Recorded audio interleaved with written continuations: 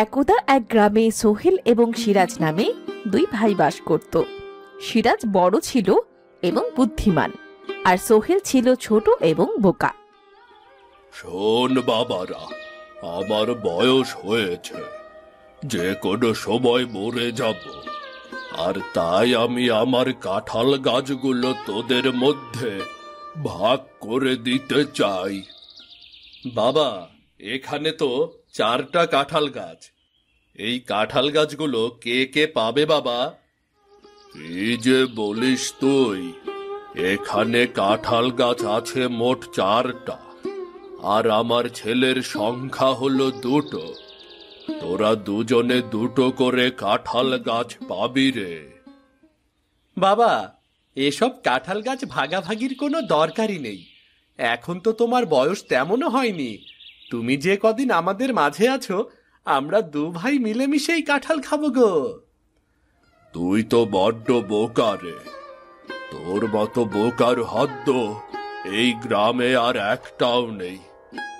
আমার তো সিরাজকে নিয়ে কোনো চিন্তা হয় না, সব চিন্তা হয় তোকে নিয়ে। তুমি একদম ঠিক কথা বলেছ। সোহেল অনেক বোকা।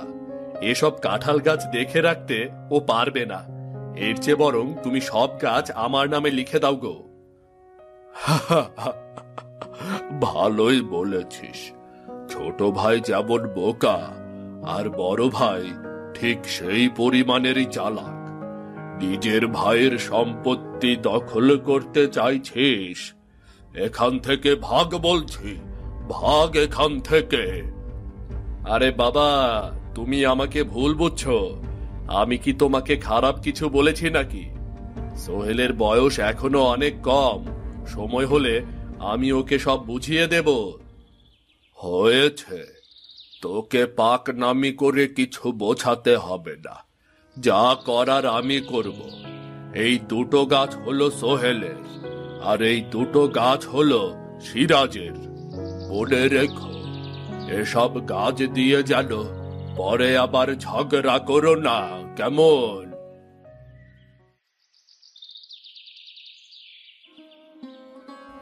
কিছুদিন পর জমির মারা যায়।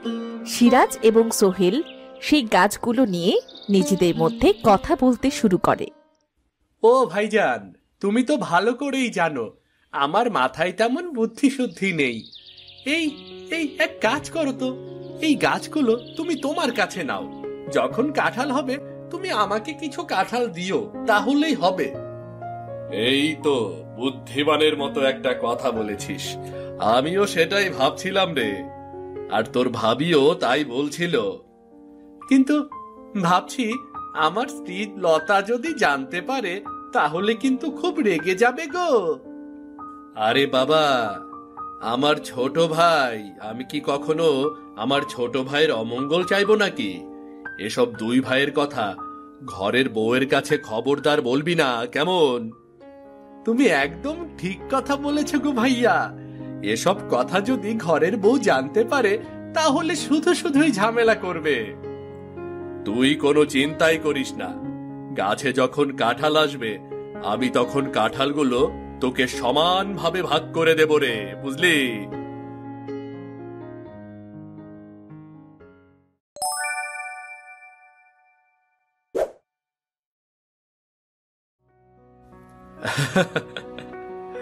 নিজের ভাই বলে বলছি না, আবার ভাইয়ের মতো বোকা ছেলে এই গ্রামে আর একটাও নেই।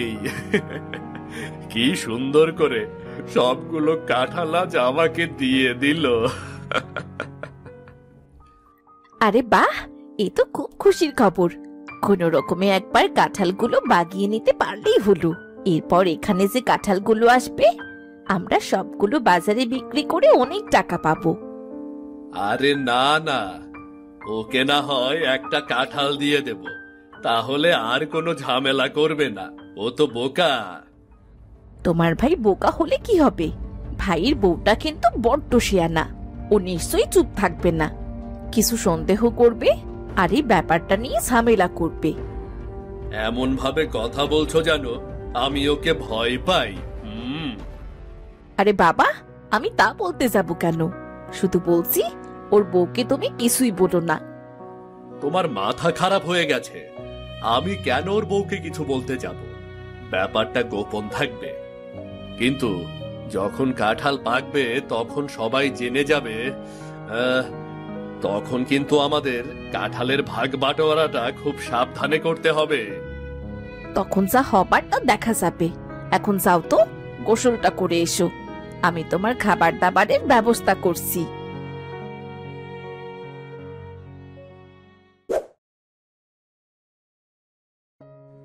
অনেক দিন হয়ে গেছে, তুমি তো এখনো কোনো কাজকর্মই করো না। সারাদিন শুধু বাইরে ঘুরে বেড়াও। আরে বাবা, আমার বাবা যে জমি রেখে গেছে তা থেকে তো ভালোই টাকা আসে। আমি শুধু শুধু কাজকর্ম করে কি করব বলো তো? ওই যে একটা কথা আছে না, বসে খেলে রাজার ভান্ডারও ফুরিয়ে যায়। তোমার অবস্থাও সেই হবে। আচ্ছা, তুমি কেমন বউ বলো তো, নিজের স্বামীকে অভিশাপ দিচ্ছ? তোমাকে জিজ্ঞেস করতে ভুলেই গেছি, কাঁঠাল গাছে কি অবস্থা। এবার তো মনে হয় কাঁঠালের উৎপাদন ভালোই হবে। যাক, কাঁঠাল বেশি হলে বিক্রি করে এবার ঘরটা সারাবো। মানে আমাকে ভাত খেতে দাও তো, অনেক ক্ষুধা লেগেছে আমার। কি ব্যাপার কি বলো তো? কাঁঠাল গাছের প্রসঙ্গ উঠতে তুমি কথা অন্যদিকে টেনে নিচ্ছ কেন? আমার কাছে কিছু লুকোচ্ছ? একদম মিথ্যে কথা বলবে না, তাহলে কিন্তু আমি খুব রেগে যাব। আসলে সব কাঁঠাল গাছ আমি ভাইজানকে দিয়ে দিয়েছি। ভাইজান ভালো বুঝবে। আসলে ভাইজান জানে কাঁঠাল কিভাবে ভাগ বাটোয়ারা করতে হয়, আর তাই আমি এই দায়িত্ব ভাইজানকে দিয়ে এসেছি। এসব কি বলছো? তোমার ভাইজান একদম ভালো মানুষ নয়। তিনি অবশ্যই আমাদের ঠকাবেন। কত আশা করেছিলাম এবার কাঁঠাল বিক্রি করে ঘরটা সারাবো। আমার ভাইজানকে নিয়ে একটা বাজে কথাও বলবে না। আমার ভাই তো কিছুই করেনি। একবার শুধু গাছে কাঁঠাল আসতে দাও না, তোমার ভাইয়ের চেহারা কি করে বদলে যায় সেটা তুমিও দেখবে। তোমাকে একটা কাঁঠালও দেবে না। আবোল তাবোল কথা বলো না তো। কাঁঠাল গাছ দুটো আমাদের দুই ভাইয়ের। তাহলে আমার গাছের কাঁঠাল ভাইজানকে কেন দেব না বলো তো? আমি যা বললাম তাই হবে, তুমি শুধু মিলিয়ে নিও। এখন তোমার সাথে তর্ক করে আর সময় নষ্ট করতে পারবো না।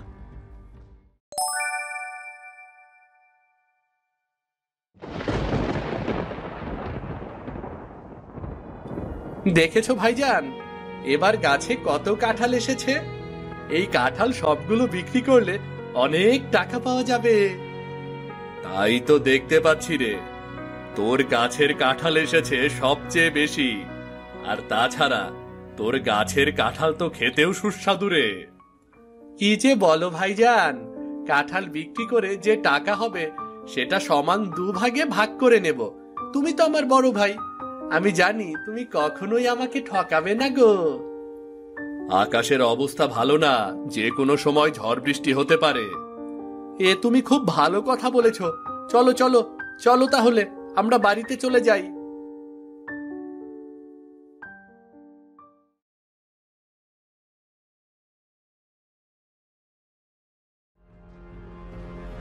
দেখেছো তোমার ভাইয়ের কাছে কত কাঁঠাল এসেছে? কি করবে এবার ভাবলে? কাঁঠালগুলো যে করেই হোক এখনই সরিয়ে ফেলতে হবে। এবার আমাদের ভাগ্য অনেক ভালো। কাঁঠালগুলো যদি চুরি করে বিক্রি করতে পারি তাহলে অনেক টাকা পাওয়া যাবে, আর সেই টাকা দিয়ে আমরা ঘর সারিয়ে ফেলবো। আই শোনো, কাঁঠাল চুরি করতে গিয়ে আবার সব কাঁঠাল পেড়ে ফেলো না। একটা কাঁঠাল দেখো, না হলে সামনের বছর অভিশাপ লাগবে আর একটাও কাঁঠাল হবে না। আরে বাহ, এটা তো তুমি খুব ভালো বুদ্ধি দিয়েছ। যাই, আজকে রাতে যখন সবাই ঘুমিয়ে থাকবে সবগুলো কাঁঠাল নিয়ে আমি লুকিয়ে রাখবো, আর আগামীকাল সকালবেলা বিক্রি করে দেব। এই তো, আমার স্বামী কত বুদ্ধিমান, বলার আগে সব বুঝে যায়। চলো এখন দেরি না করে ঘুমিয়ে পড়ি।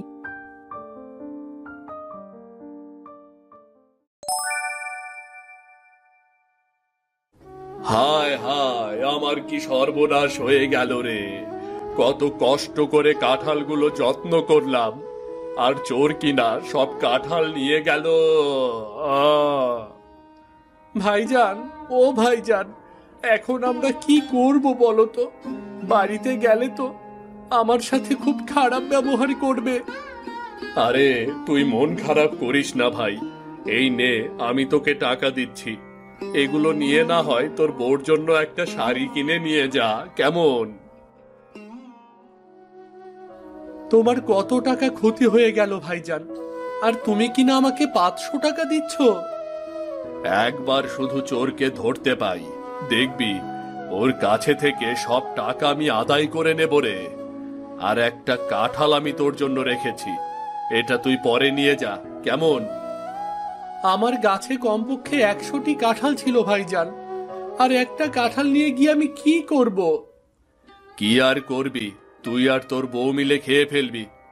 আমি এখন যাই, আমাকে আবার শহরে যেতে হবে। কেন ভাইজান, শহরে গিয়ে তুমি কি করবে? ভাবছি ঘরটা একটু সারাবো, বর্ষাকাল চলে আসছে, বৃষ্টির পানি ঘরের ভেতরে ঢোকে, তোর ভাবির আবার খুব কষ্ট হয় রে। কি বলছো ভাইজান? ঘর সারাতে তো অনেক টাকা লাগবে, এত টাকা তুমি কোথায় পাবে ভাইজান? আরে বাবা, আমি একটু একটু করে কিছু টাকা জমিয়েছি, সেই টাকা দিয়েই ঘর সারাবো। যা, তুই তোর কাজে যা। সিরাজ সেখান থেকে চলে গেল। আর সোহেল প্রচন্ড মন খারাপ করে রাস্তা দিয়ে হাঁটতে লাগলো। সে দেখতে পেল একজন অন্ধ ফকির সেখানে বসে আছে। কেউ কি আছো? আমাকে একটু পানি দাও, সারাদিন হয়ে গেছে, পেটে কিছুই পড়েনি, আমাকে একটু পানি দাও। দেখে তো মনে হচ্ছে লোকটা চোখে দেখতে পায় না। আচ্ছা, আমি আপনার জন্য পানি নিয়ে আসছি। আরে বাহ, তুমি তো খুব বড় মনের মানুষ। এতক্ষণ এখানে বসে আছি, একটা মানুষও আমার সাহায্যে এগিয়ে এলো না, আর তুমি কিনা আমাকে পানি দিয়ে সহায়তা করতে চাইছো? কেন চাইবো না চাচা, আমরা সবাই মানুষ, আর বিপদের দিনে মানুষ হিসেবে মানুষের পাশে দাঁড়ানো আমাদের দায়িত্বের মধ্যে পড়ে। সবাই যদি তোমার মতো বুঝত, তাহলে এই দুনিয়াটাই বদলে যেত।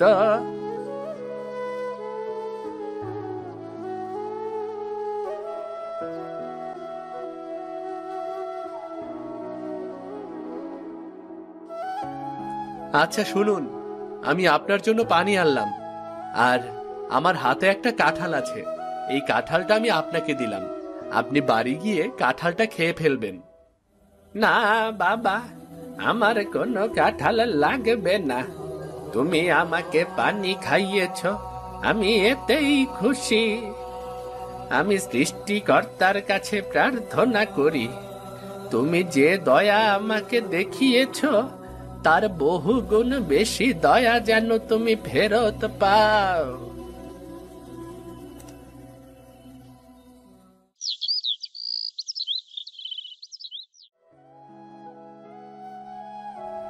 এখন আর মন খারাপ করে কি হবে? চুপচাপ বসে না থেকে কাজকর্মে মন দাও। তুমি মন খারাপ করে বসে থাকলে তো আর কাঁঠাল ফেরত পাবে না। জানি না সৃষ্টিকর্তা কেন যে আমার সাথে এমনটা করলেন।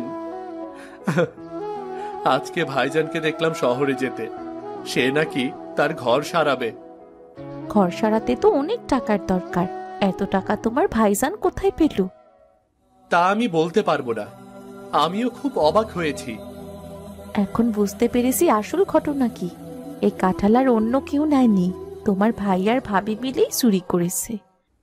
আমার ভাই আর ভাবির নামে এসব মিথ্যা কথা বলো না তো, তাহলে সৃষ্টিকর্তা তোমার উপর নারাজ হবে। শোনো, সত্যিটা একদিন ঠিক প্রকাশ পাবে। কেউ কখনো সত্যি কিছু লুকিয়ে রাখতে পারে না। ঘরে চাল ডাল কিচ্ছু নেই, এক কাজ করো, এই একটা কাঁঠাল তুমি বাজারে গিয়ে বিক্রি করো, দেখো কিছু পাও কিনা।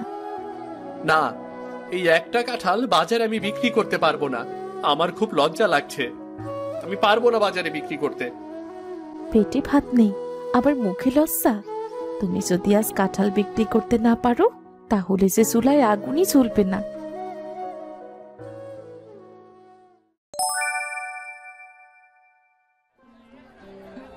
কাঁঠাল নেবে?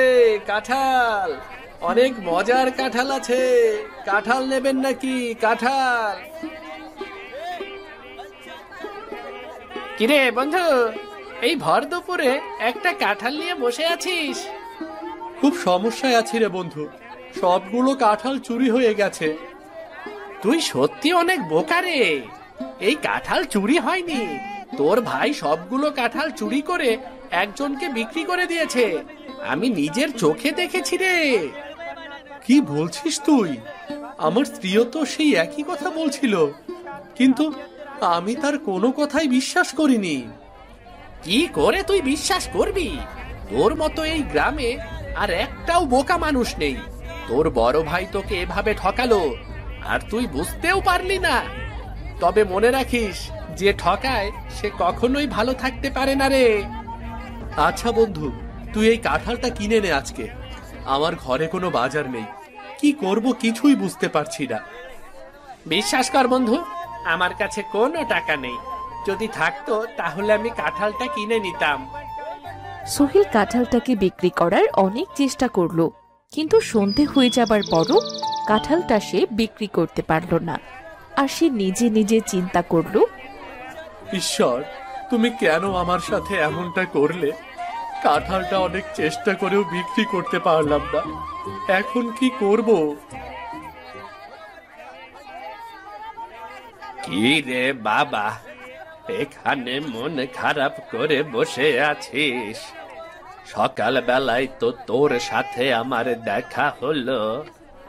বাবা, আমার মতো দুঃখী মানুষ এই দুনিয়ায় আর একটাও নেই।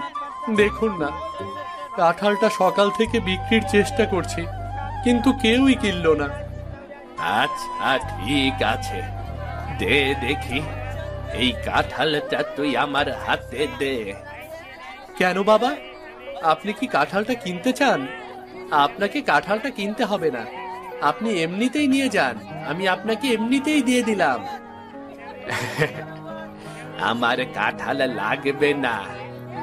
যা, তুই কাঁঠালটা এখন বাড়িতে নিয়ে যা, আর ভেঙে তোর বউকে নিয়ে খেয়ে ফেল, তাহলেই হবে, বুঝলি?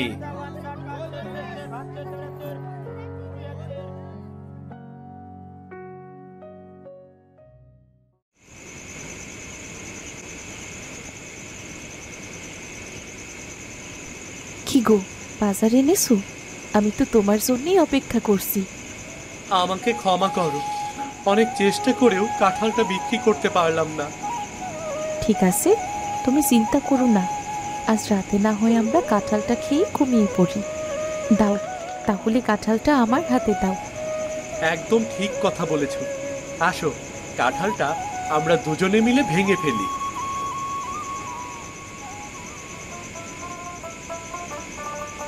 হে কি, হে কি দৃশ্য দেখছি আমি! এই তো কোনো সাধারণ কাঁঠাল নয়, এটা তো সোনার কাঁঠাল। সোনার কাঁঠাল? এ কি বলছো তুমি? আমি জানি না এই কাঁঠাল কি করে সোনায় পরিণত হলো। আচ্ছা, রাস্তায় কি তোমার সাথে এমন কারো দেখা হয়েছিল যে তোমাকে কাঁঠালটি বদলে সোনার কাঁঠাল দিয়েছে? না গো, এমন কারো সাথে আমার দেখা হয়নি। তবে একজন অন্ধ ভিখিরি বসেছিল, সে আমাকে বলল তাকে পানি দিতে, আর আমি তাকে পানি দিয়ে সহায়তা করেছিলাম গো। এখন আমরা কি করব লতা? এই সোনার কাঁঠাল তো খাওয়া যাবে না। বোকা কোথাকার! সোনার কাঁঠাল বিক্রি করে তুমি তো আরো অনেক টাকার মালিক হয়ে যাবে।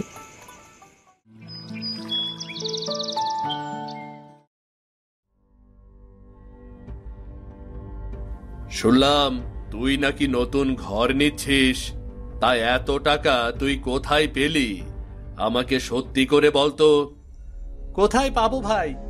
আমার তো তোমার মতো চুরির অভ্যাস নেই। কি বললি তুই? তোর সাহস তো কম নয়। আমি চোর? নিজের আপন ভাইকে তুই চোর বলছিস? তুমি কি ভেবেছ আমি কিছুই জানি না? সবগুলো কাঁঠাল তুমি সরিয়েছ, তা আমি খুব ভালো করেই জানি। দেখ সোহেল, তুই কিন্তু বেশি বাড়াবাড়ি করছিস। এত টাকা তুই পেলি কোথায়?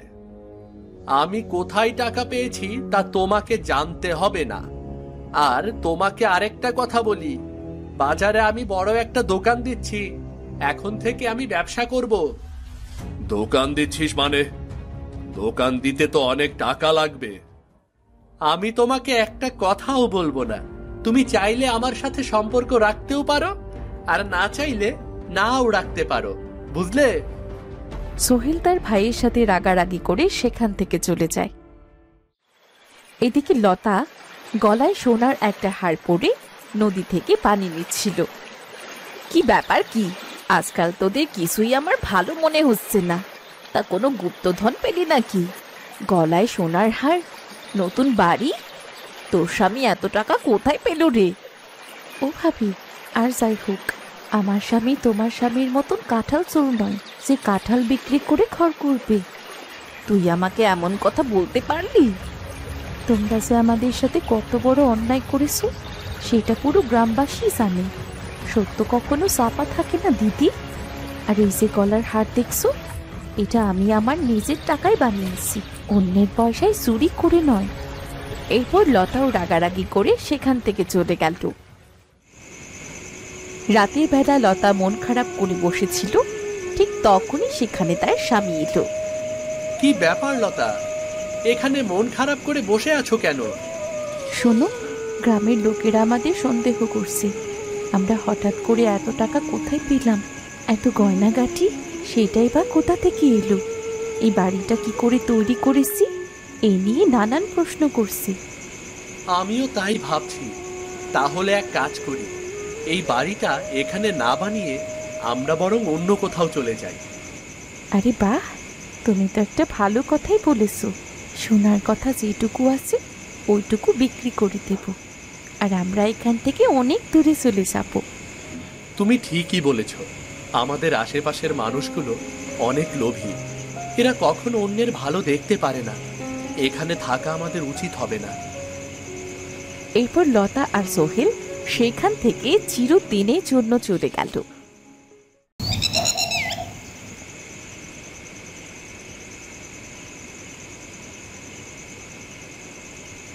কিরে, এভাবে সঙ্গের মতো দাঁড়িয়ে আছিস কেন? কি হয়েছে? বাবু, এবার অন্তত আপনি গ্রামের দিকে একটু নজর দিন, না হলে যে আমি মারা পড়ে যাচ্ছি। বাবু, তুই মারা পড়ে যাচ্ছিস মানে? কি হয়েছে? আপনি তো গ্রামে বের হন না, বের হয়ে আমি আর লোকজন আমাকে কথা শোনায়। কিন্তু কি নিয়ে কথা শোনায় সেটা তো আমাকে বলবি নাকি?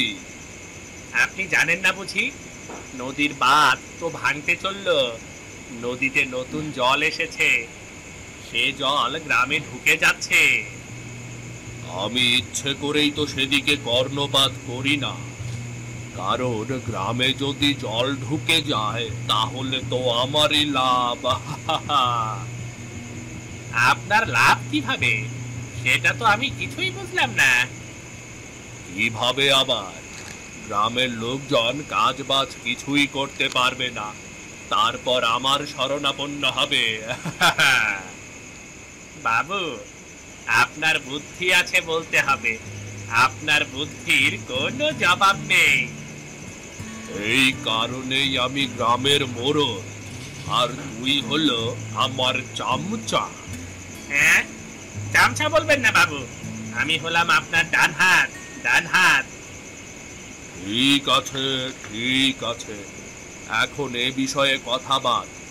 কেউ যদি কথা বলতে আসে তাকেও চুপ করিয়ে দিবি, কেমন? আচ্ছা আচ্ছা, বেশ বেশ তাহলে।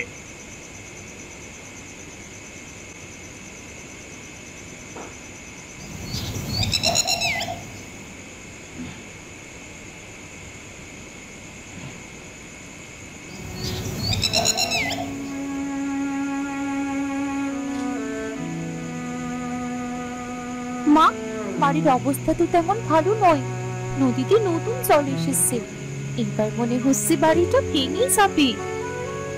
আমারও তেমনটাই মনে হচ্ছে রে। তবে বাড়ি ভেঙে গেলে তোকে নিয়ে যাব কোথায়? আমার তো সেটাই চিন্তা। আমারও তো একই চিন্তা মা। তোমাকে নিয়ে পথে পথে তো ঘুরতেও পারবো না, তুমি এমনিতেই অসুস্থ। কি আর করবো বল, আমাদের মোড়ল হলো একটা বদমাস। গ্রামের এত বড় ক্ষতি হচ্ছে, অথচ চোখ তুলে দেখছিও না। কেন যে দেখছে না সেটা তুমি বুঝতে পারো না? তাতে তো দেবাশিস বাবুর লাভই আছে। আমি তো ভালোভাবেই জানি বদমাস কোথাকার একটা।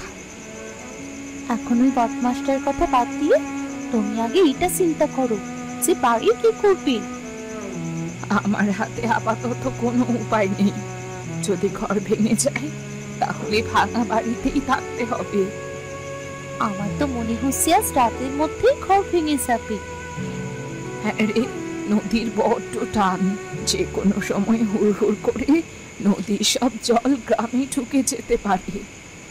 এই বর্ষায় যে এত বড় একটা বিপদে পড়তে হবে সেটা তো বুঝতেই পারিনি মা। আগে তো কখনো এমন বিপদে পড়িনি। এইবার জলের টান একটু বেশি বলেই মনে হচ্ছে। কি আর করার মা, বসে বসে শুধু প্রার্থনা করো যেন আমাদের বাড়ি ঘরটা অন্তত ঠিক থাকে। প্রার্থনা করেও তো এমন কোনো লাভ হবে না। চল ঘুমিয়ে পড়ি, অনেক রাত হয়েছে।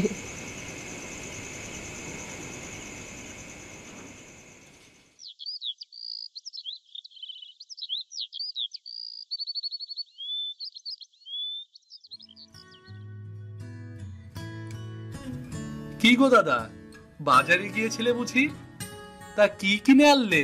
ইলিশ মাছ? তোর মাথা গেছে নাকি? বাজারে ঢুকে দেখেছিস ইলিশ মাছের কত দাম? ইলিশের গন্ধ শুকতেও এখন পয়সা লাগে। কি বলো দাদা, ইলিশের দাম এতটা বেড়ে গেছে? তা নয় তো কি, বাজারে তো ঢোকাই যাচ্ছে না। শুধুমাত্র 2-1 ইলিশ কিনতে পারছে, তাও আবার চড়া দাম দিয়ে। তাহলে তো মনে হচ্ছে এবার সমস্ত ইলিশ ওই দেবাশিস বাবুই কিনে নেবে। হ্যাঁ, তা নিতে পারে, কারণ সে ছাড়া এই গ্রামে অন্য কারো সাধ্য নেই এই পয়সা দিয়ে ইলিশ মাছ কেনার। ইলিশের যে চাহিদা, তাতে ইলিশ চাষ করলে লাভ হতো না? এই, এটা একটা ভালো কথা বলেছিস তুই। যদি ইলিশের চাষ করতে পারতাম তাহলে তো কোনো লোকসানি হতো না। কিন্তু এই গ্রামে ইলিশ চাষ করার মতো কোনো পরিস্থিতি নেই, বুঝলে তো। ইলিশ চাষ করতে অনেক জল প্রয়োজন হয়। কোনোভাবে যদি নদীর জল জোগাড় করতে পারতাম তাহলে ইলিশের চাষ শুরু করতে পারতাম। এটা তুমি উপযুক্ত কথা বলেছ। ইলিশ চাষ করলে নিজেরাও খেতে পারতাম, বাইরেও বিক্রি করতে পারতাম, দুটো পয়সাও লাভ হতো। কি আর করার, এসব তো শুধু কল্পনা, বাস্তবে এমন কখনোই হবে না। হ্যাঁ গো দাদা, হ্যাঁ। তাহলে আজ আসি রে, বাড়িতে যাই। 2 পোনা কিনে নিয়ে এসেছি, তোর বৌদি আবার সেদিকে অপেক্ষা করছে। ঠিক আছে দাদা, ঠিক আছে।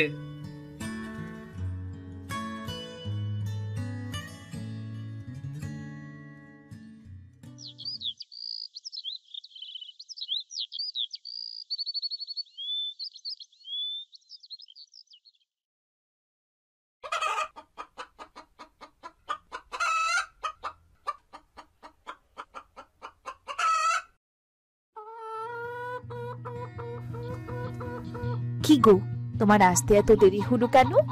প্রতিদিন তো এমন দেরি করো না। কি করব গিন্নি, সারা বাজার ঘুরে ঘুরে 2 পোনা মাছ কিনে নিয়ে এসেছি। পথে আবার দেবেনের সাথে দেখা হলো। আবার সেই পোনা মাছ নিয়ে এসেছো? আর কতদিন এই পোনা মাছ খেয়ে কাটাবো বলো তো? মুখে যে এখন আর কোনো স্বাদই পাচ্ছি না। কিছুই করার নেই গিন্নি, বাজারে পোনা মাছ ছাড়া আর আছে ইলিশ মাছ।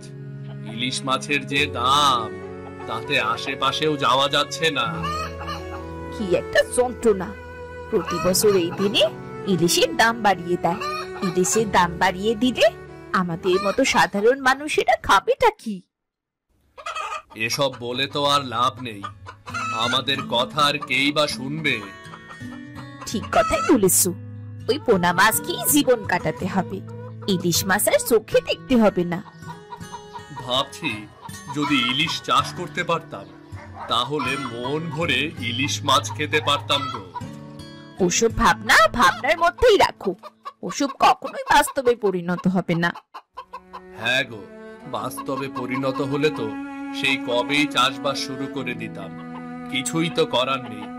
যাও যাও, পোনা মাছ দুটো কেটে নিয়ে আসো, যাও। হ্যাঁ গো, যাচ্ছি আমি, তুমি হাত মুখ ধুয়ে এসো, আমি তোমাকে খাবার দিচ্ছি।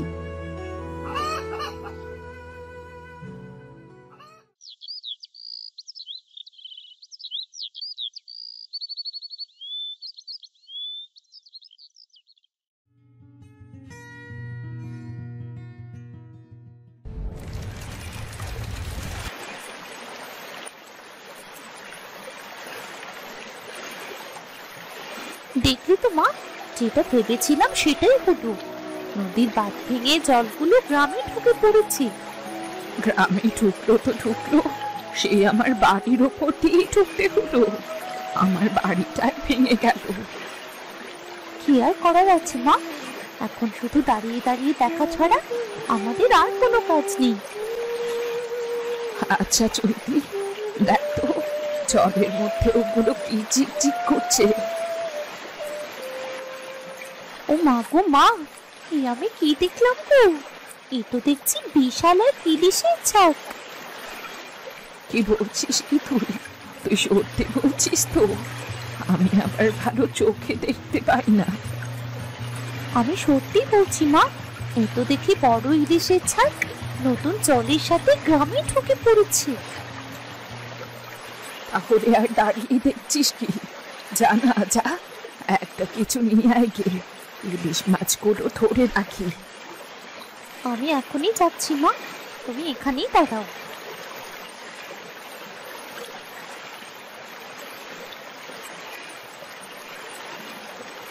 এই ছোট্ট জাল দিয়ে কি ইলিশ ধরা যাবে নাকি? এর থেকে বড় জাল তো আমাদের নেই, যা করতে হবে এই ছোট জাল দিয়ে করতে হবে মা। তুমি কোনো চিন্তা করো না, আমরা নিশ্চয়ই ধরতে পারবো। ঠিক আছে, সাবধানে মাছগুলো ধর, একটা মাছও যেন এদিক ওদিক না যেতে পারে। তুমিও আমাকে সাহায্য করো মা, আমি একা এতগুলো মাছ ধরে রাখতে পারবো না। দাঁড়া দাঁড়া, আমিও আসছি, এই মাছগুলো ধরে আগামীকাল বাজারে বিক্রি করব আমি।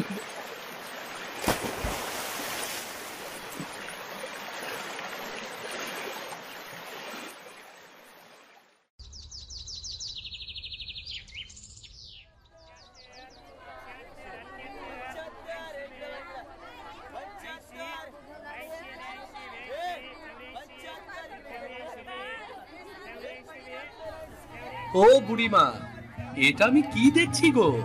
তোমার হাতে এত এত ইলিশ মাছ, কোথায় পেলে এত ইলিশ মাছ? কপাল রে কপাল, আমার ঘর বাড়ি ভেঙে গেছে তাতে কি হয়েছে, আমার কপাল খুলে গেছে রে। আহ বুড়িমা, আমাকে বলো না কিভাবে এতগুলো ইলিশ মাছ তুমি ধরলে, বলো আমাকে। শুনতেই হবে? আচ্ছা বলছি তোকে, কাউকে আবার বলিস না যেন। আরে না না, তুমি কি পাগল হলে নাকি? আমাকে আপন লোক ভেবেই বলতে পারো গো, বুঝলে? শোন, নদী থেকে নতুন জল গ্রামে ঢোকার সাথে সাথে অনেক ইলিশের ছাকও ঢুকেছে।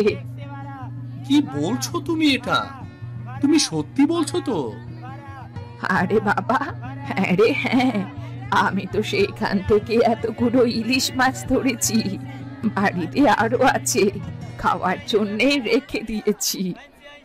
তাহলে তো তোমার কপাল খুলে গেল গো বুড়িমা, তুমি প্রতিদিন এখন মাছ ধরে বাজারে বিক্রি করতে পারবে।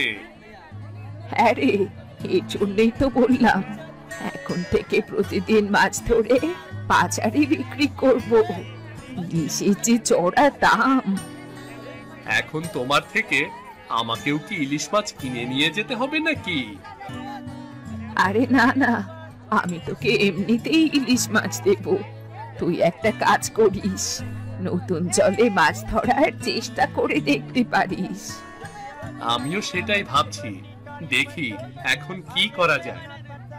হ্যাঁ রে, যদি কোনো প্রয়োজন হয় তবে আমাকে বলিস, আমি তোদেরকে সাহায্য করব। আচ্ছা বুড়িমা, তুমি অনেক ভালো মানুষ। দাও দাও, আমাকে একটা ইলিশ মাছ দাও দেখিনি। অনেকদিন ধরে ইলিশ মাছ খাই না।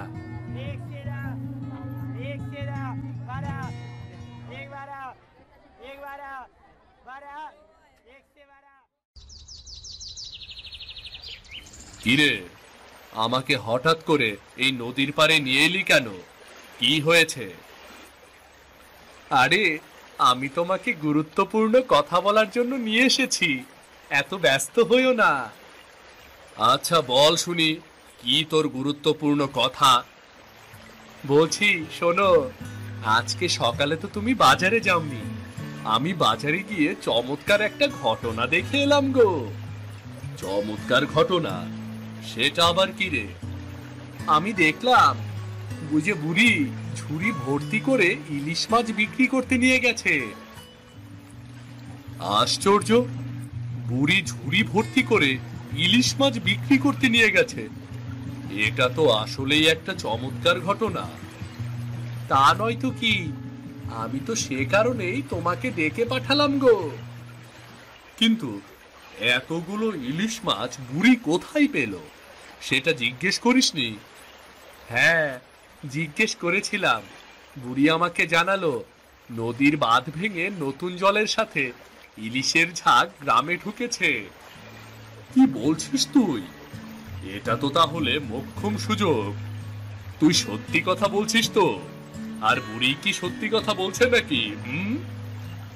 একদমই সত্যি কথা, না হলে এতগুলো ইলিশ মাছ বুড়ির পাওয়ার কথাই না। তাহলে এবার অন্য উপায় খুঁজতে হবে। এবার ইলিশ মাছ আমি চাষ করবই করব। আমি সে কারণেই তোমাকে এখানে ডেকে নিয়ে এসেছি। তুমি যাই সিদ্ধান্ত নাও না কেন, আমাকে সাথে রেখো, কেমন? ঠিক আছে, তুই কোনো চিন্তাই করিস না। এবার তুই আর আমি মিলে ইলিশের চাষ করব রে।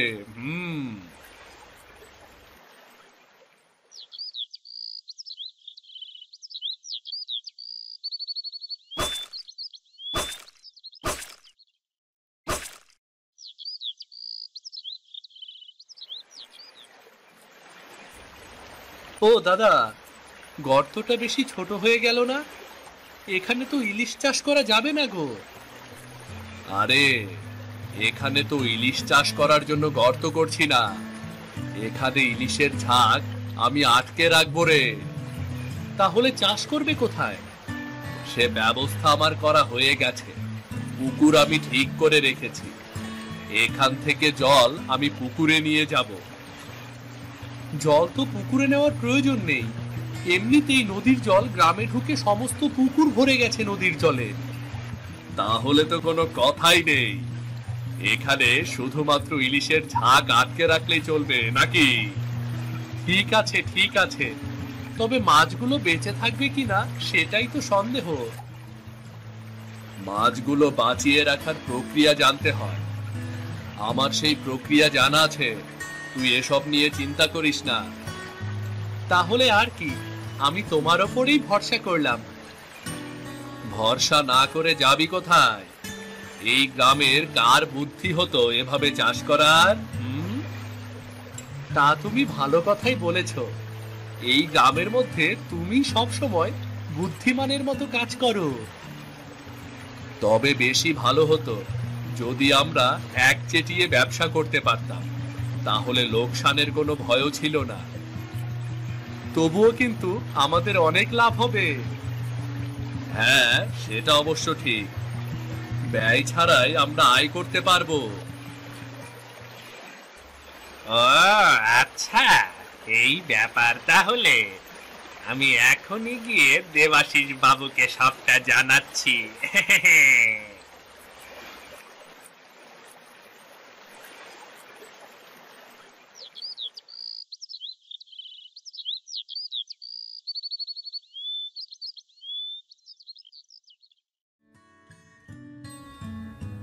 কি রে বাবলু, এত হাঁপাচ্ছিস কেন? কোনো খবর আছে নাকি? হ্যাঁ গো বাবু, হ্যাঁ, বিশেষের থেকেও বিশেষ খবর আমি নিয়ে এসেছি। আপনি একদম অবাক হয়ে যাবেন। তাই নাকি রে? তাহলে বল বল, কি সে বিশেষ খবর, বল। বাবু, আমি এইমাত্র দেখে এলাম সিধু ও দেবেন মিলে গর্ত করছে জমির ভেতরে। গর্ত করছে জমির ভেতরে? এটা আবার এমন বিশেষ কি? যেভাবে বললি তাতে মনে করলাম সোনা পেয়েছিস। সোনাই পেয়েছি বাবু, সোনাই পেয়েছি। ওরা সেই সোনা লুকিয়ে রাখার জন্যই গর্ত করছে। হ্যাঁ, কি বলছিস তুই?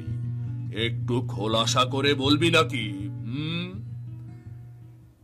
বাবু, নদীর বাঁধ ভেঙে নতুন জলের সাথে ইলিশের ঝাঁক এসেছে গ্রামে। তুই এই খবর জানলি কিভাবে? এই খবর গ্রামের আপনি ছাড়া বাকি সবাই ঠিকই জানে। সেটা না হয় বুঝলাম, এর সাথে সিধু ও দেবেনের জমির ভেতরে গর্ত করার কি সম্পর্ক সেটা বল। সিধু ও দেবেন ইলিশ চাষ করার সিদ্ধান্ত নিয়েছে, যার কারণে জমিতে গর্ত করে ইলিশের ঝাঁক আটকে রাখবে।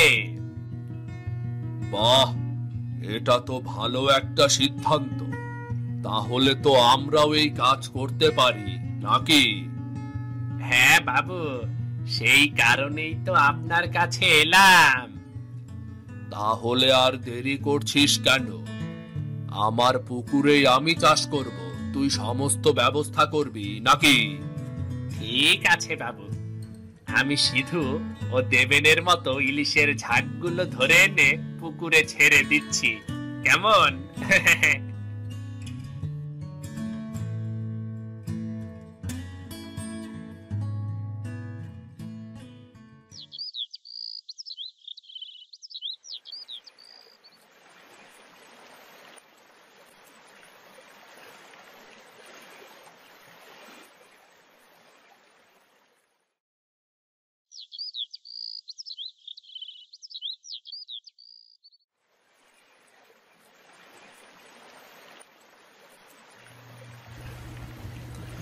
আরে মিথিলা বৌদি যে, তোমাকে কতটা দিন পর দেখলাম।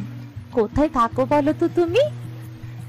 আর বলো না গো, চারিদিকে জলকাদা, এই কারণে বাড়ি থেকে বের হতেও ইচ্ছে হয় না। আজকে মাছ দেখতে এলাম এখানে। আমিও তো মাছ দেখতেই এসেছি। শুনলাম সিধুদার মাছগুলো নাকি বেশ ভালোই বড় হয়ে উঠেছে। ঠিকই শুনেছো, সে কারণেই তো মাছগুলো একটু দেখতে এসেছি আমি। ভালোই হয়েছে, এখানে অন্তত স্বল্প মূল্যে ইলিশ মাছ খেতে পারবো আমরা। স্বল্প মূল্যে কি বলছো? বিনামূল্যে খেতে পারবে। তোমাদের কারণেই তো আমরা মাছ চাষ করতে পারছি। কি যে বলো না তুমি! যদি আমরা বিনামূল্যে খাই তাহলে তো তোমাদের ব্যবসা লাঠি উঠে যাবে। আরে, আমরা তো আর ব্যবসা করার জন্য মাছ চাষ করছি না, আমরা খাওয়ার জন্যই মাছ চাষ করছি। বাজারে ইলিশে এসে দাম। তা তুমি ঠিকই বলেছো। ওদিকে শুনলাম দেবাশিস বাবু নাকি ইলিশ মাছ চাষ শুরু করে দিয়েছে। হোমা, তাই নাকি? এই খবর তো আগে জানতাম না। তার মাছের কি খবর? তা তো আমিও জানি না, গ্রামের কেউই তো বলা বলি করছে না। মনে হচ্ছে তেমন লাভ হবে না। কি জানি কেমন লাভ হবে, দুদিন পরই না হয় আমরা তা দেখতে পাবো। হ্যাঁ গো বৌদি, তাহলে এখন আসি গো। ওদিকে মা আমার জন্য অপেক্ষা করছে।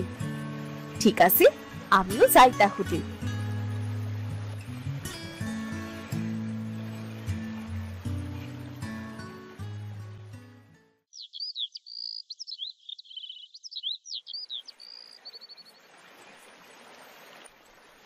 ও বাবু, এভাবে কান্নাকাটি করে লাভ আছে নাকি? মাছগুলো তো মরে গেছে, যাক না। এখন আর কি করবেন আপনি? আহাম্মক কোথাকার! আমার এতগুলো মাছ মরে গেছে আর ওর কোনো দুঃখই হচ্ছে না। আহাম্মক যেন কোথাকার! দুঃখ হবে কেন? আপনি তো মাছগুলো নিজে কিনে আনেননি, মাছগুলো ইচ্ছে করেই তো এখানে এসেছিল। আমি যে এতদিন লালন পালন করেছি, টাকা খরচ করেছি, খাবার দিয়েছি, সেগুলোর কি হবে রে পাগলা? এত ভালোভাবে যত্ন করার পরেও মাছগুলো মরে গেল কেন কে জানে? সব দোষ তোর। তুই ঠিকভাবে মাছের যত্ন নিতে পারিসনি, এই কারণেই মাছগুলো মরে গেছে। আশ্চর্য, এখন দোষ হয়ে গেল আমার, তাই না? আপনার মাছ আপনিই তো যত্ন করতে পারতেন। চুপ কর তুই, চুপ কর। আমি এখন গ্রামে মুখ দেখাবো কিভাবে? গ্রামের সবাই জানে আমি ইলিশ চাষ করছি। আপনার তো মুখ দেখানোর প্রয়োজন নেই, আপনি আর বাড়ি থেকে বের হয়েন না, তাহলেই তো হয়। এক থাপ্পড় মেরে তোকে এই মাছের মতো পুকুরে ভাসিয়ে দেব, বুঝতে পারছিস তুই? ধুর ছাই, আমি যাই বলি তাতেই দোষ হয়ে যায়। ভালো বলতে পারি না, আবার মন্দও বলতে পারি না।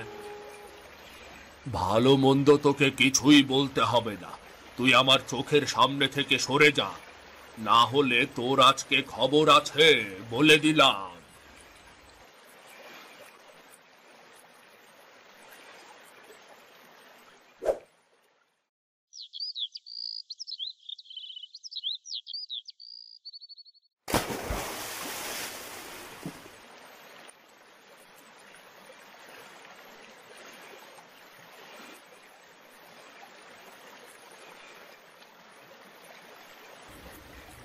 কি গো, তোমার মাছের ফলন এবার কেমন হয়েছে?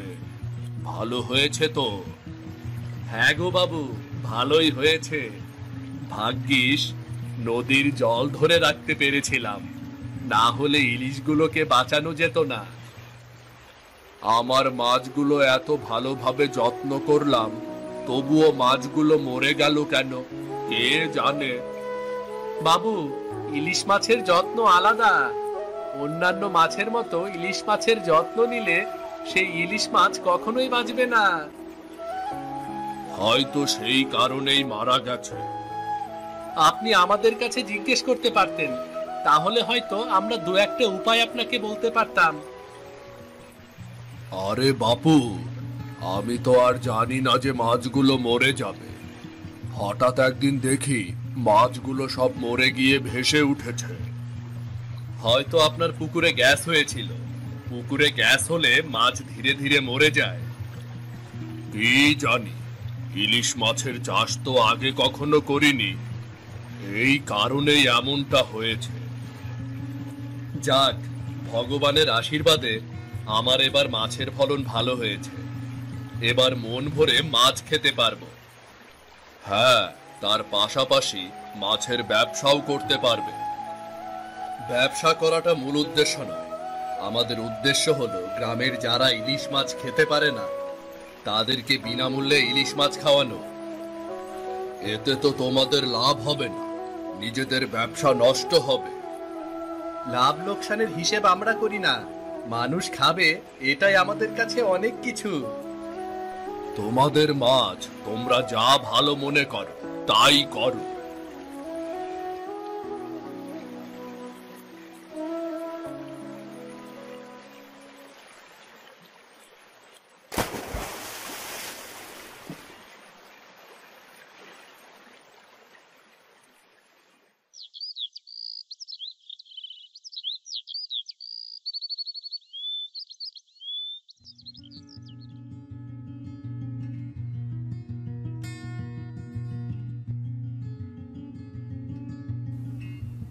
বাহ, এই বর্ষায় ঠান্ডা ঠান্ডা আবহাওয়া আর গরম গরম মাছ ভাজা একদম জমে গেছে।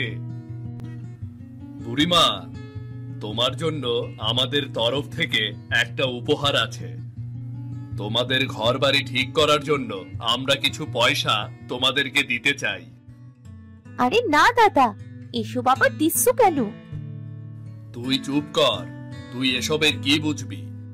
তোদের কারণেই আমরা মাছ চাষ করতে পেরেছি। না রে বাপ, এই টাকা আমি নিতে পারবো না। আমরা কোনো কথাই শুনবো না, এই টাকা তোমাকে নিতেই হবে। আচ্ছা, আমার একটা প্রস্তাব ছিল, তোমরা যদি সম্মতি দাও তো বলতে পারি। হ্যাঁ হ্যাঁ বলো, তুমি চুপ করে আছো কেন আবার? যেহেতু আমাদের এখানে অনেক ইলিশ মাছ রয়েছে, আমরা তো একটা ইলিশের উৎসবও করতে পারি। হ্যাঁ হ্যাঁ, এটা করা যায়। গ্রামের কিছু কিছু লোককে নেমন্ত্রণ করে উৎসবের আয়োজন করলে তেমন মন্দ হয় না। তাহলে সেটাই কর, উৎসবের আয়োজন শুরু করে দে তোরা। ভাগ্যিস নতুন চলের সাথে ইলিশের শাক আমাদের গ্রামে প্রবেশ করেছিল। আর আমরা সেটাকে ধরে ইলিশের উৎসব পর্যন্ত নিয়ে এসেছি, ভাবা যায় এটা? প্রার্থনা করি প্রতি বছর এমন নতুন জলের সাথে যেন ইলিশের ঝাঁক গ্রামে প্রবেশ করে। হ্যাঁ হ্যাঁ, তাহলে অন্তত সবাই ইলিশ মাছ মন ভরে খেতে পারবে।